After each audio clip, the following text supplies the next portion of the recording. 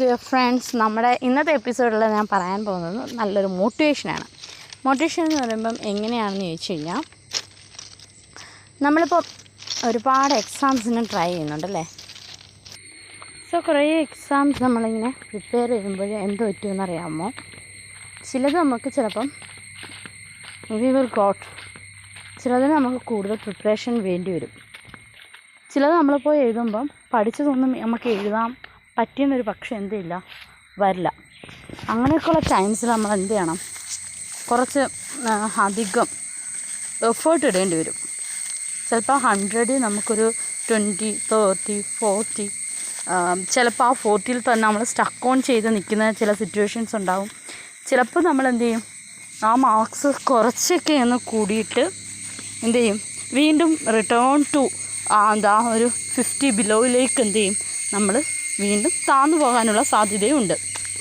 അപ്പോൾ നമ്മളൊരു കോമ്പറ്റേറ്റീവ് എക്സാമിനെ നമ്മൾ ഇങ്ങനെ എന്ത് ചെയ്യുമ്പോൾ, വളരെയധികം ഈ ഒരു കോമ്പറ്റേറ്റീവ് എക്സാമിനെ നമ്മളിങ്ങനെ ശ്രദ്ധിക്കുമ്പം we will be ready to face our failure also. അതായത് നമുക്ക് ജയങ്ങൾ മാത്രമായിരിക്കില്ല വരാൻ പോകുന്നത്, ഫെയിലിയേഴ്സും വരാനുള്ള സാധ്യത കൂടുതലാണ്. അപ്പോൾ നമ്മൾ എന്ത് ചെയ്യണം? അതും കൂടെ നമ്മൾ എന്ത് ചെയ്യണം? നമ്മൾ നമ്മുടെ മൈൻഡിനെ പറഞ്ഞ് മനസ്സിലാക്കിയിട്ട് വേണം എക്സാമിന് പ്രിപ്പയർ ചെയ്യാൻ. കാരണം നമ്മളുടെ പ്രിപ്പറേഷൻ 100%. ഞാനതിൻ്റെ 101% ഇട്ടിട്ടുണ്ട്. But the result was very wrong with me. അല്ലെങ്കിൽ എനിക്ക് ശരിയായിട്ട് കിട്ടിയില്ല, അല്ലെങ്കിൽ I'm not expected that mark എന്ന് പറയുന്ന രീതിയിലേക്ക് നമ്മൾ ഒട്ടും പ്രതീക്ഷിക്കാത്ത വളരെ നെഗറ്റീവ്സൊക്കെ അടിച്ച് നമ്മുടെ മാർക്ക് ബിലോ ആകുമ്പോഴത്തേക്കും നമുക്ക് വീണ്ടും പഠിക്കാനുള്ള ആ ഒരു ഇൻട്രസ്റ്റ്, വീണ്ടും വർക്ക് ചെയ്യാനുള്ള ഒരാഗ്രഹം നമ്മുടെ കയ്യിൽ നിന്ന് ഇല്ലാതായിപ്പോവും.